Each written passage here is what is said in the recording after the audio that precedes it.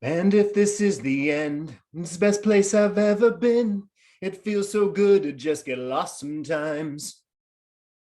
Sprawling beams of light bounce across the nubile bodies of the almost 200 young men surrounding Eden and me.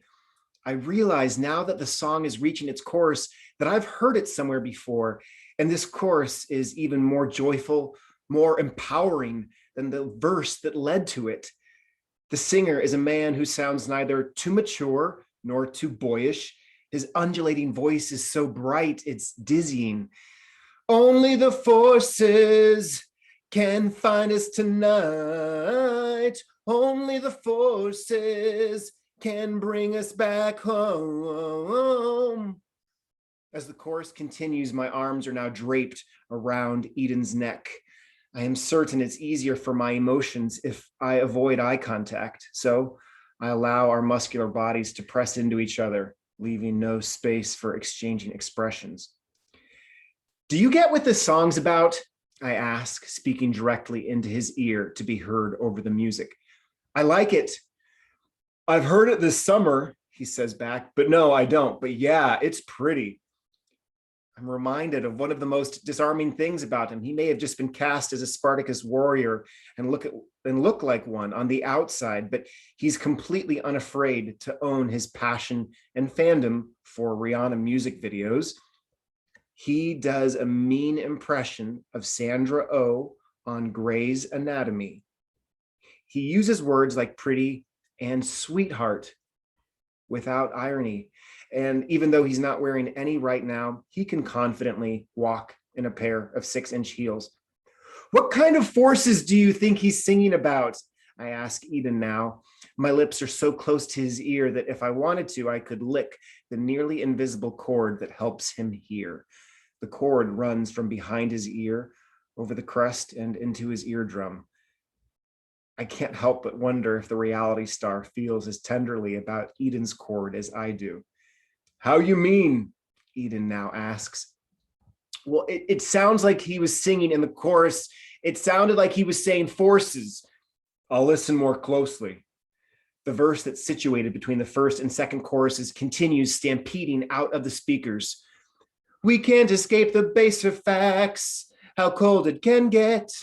There's nothing to protect ourselves when the rain gets us wet. For a moment, it's 2011 and I'm 25 again, and it's the night I met him. I'm standing before him in the middle of a downpour at midnight in an enchanted, haunted forest some 250 miles southwest of here. So I'll just tell you now, this is our final bow. If you don't know the way to hold me, let me show you how. For a moment, it's last summer and I'm 25, and it's the night I met him once again.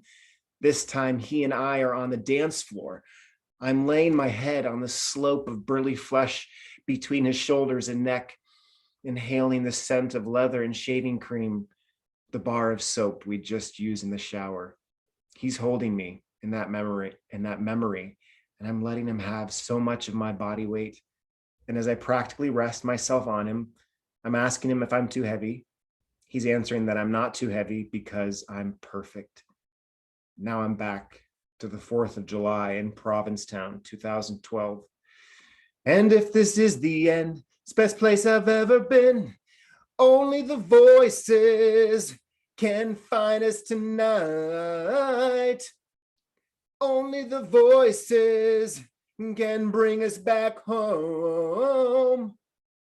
Oh, I'm sorry, Darin, he whispers now. I know, I can't tell either. It's hard to hear. That's not what I mean. Now, my head is now resting on his glorious trapezius, that all familiar slope of muscle between his neck and shoulder. Now, this song is full of fluorescent synths.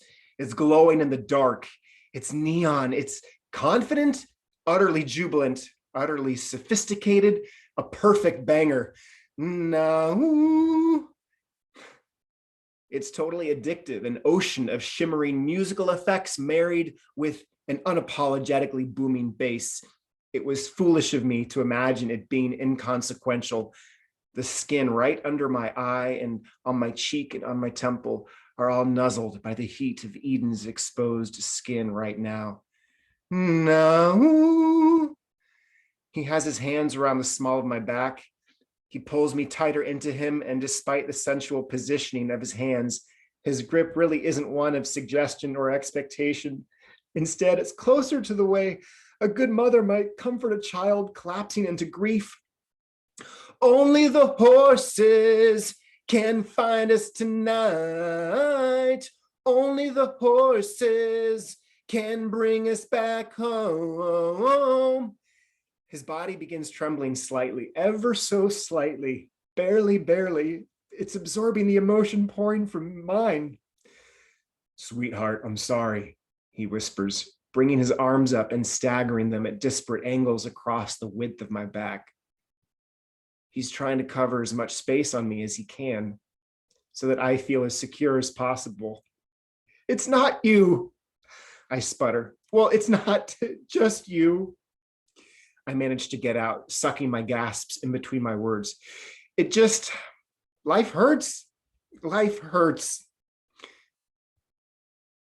I wish there was something I could do to remove your pain. Our tracks they will follow, they'll hear us calling, save us by morning light. There might be Eden. I pause. How brave can you be? Would you help me let go? End the pain for good?